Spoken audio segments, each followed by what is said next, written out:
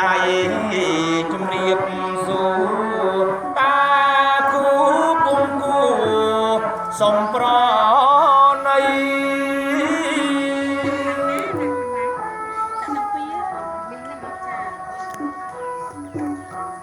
ខ្ញុំបាទលើកដៃជំរាបសួរតាគូពុំគូសំប្រណីសូមបាក់លបងលមៀនលបងដំរីពលមកម្ចាស់ថ្លៃបានឬមិនបានកាន់ដៃបងខ្ញុំមកពីភូមិស្រុកសំបូ